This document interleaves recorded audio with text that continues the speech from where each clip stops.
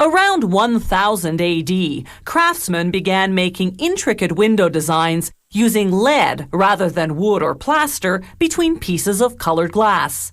Before long, the church was commissioning stained glass windows depicting religious scenes to adorn the great cathedrals of Europe. You can make stained glass two ways. Using copper foil, a technique developed about 100 years ago by the American artist Louis Comfort Tiffany, or you can use the centuries-old European lead technique, which we're about to see. First, the artist lays a plate of glass over a pattern and traces the parts of the design that she'll cut from that plate. Then she scores her trace line using a glass cutter. A quick snap, and the glass separates neatly. She follows the same procedure with different colors and textures of glass for all the pieces of the design.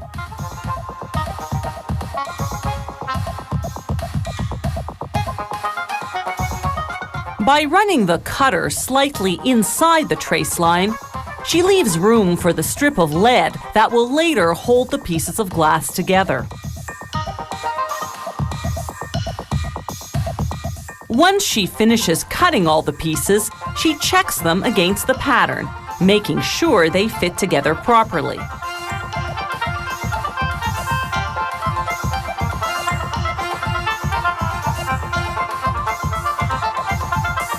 Now it's time to assemble the pieces using the pattern as a guide.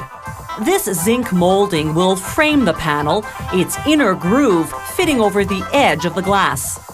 The artist positions this molding along the perimeter of the pattern.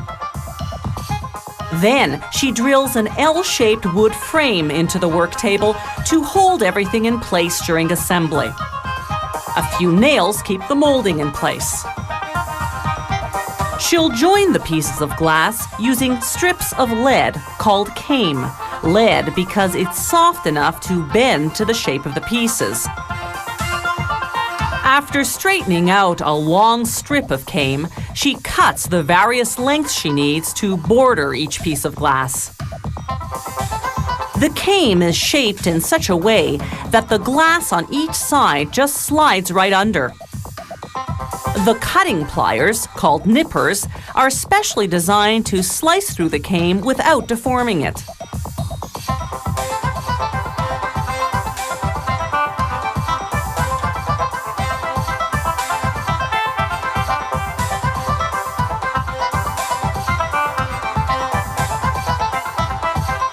Once the artist finishes assembling the glass pieces, she pushes everything gently against the wood frame.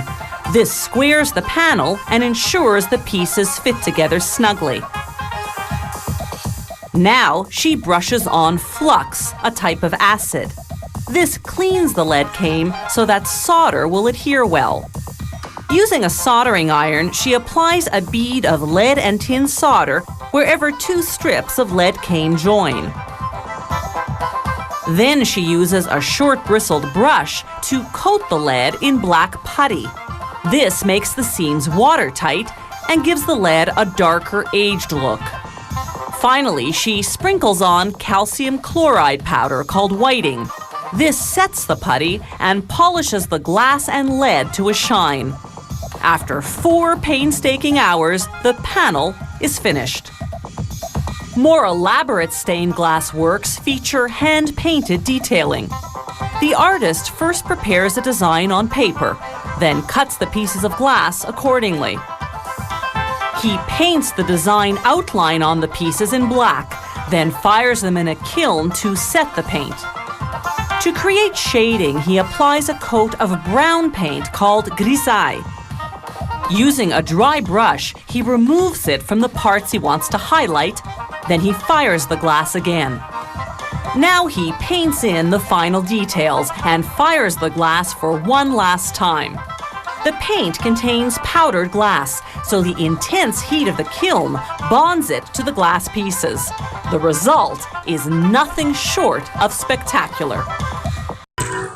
Around 1000 AD, craftsmen began making intricate window designs using lead rather than wood or plaster between pieces of colored glass.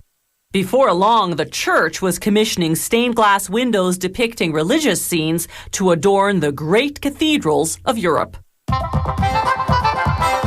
You can make stained glass two ways: using copper foil, a technique developed about 100 years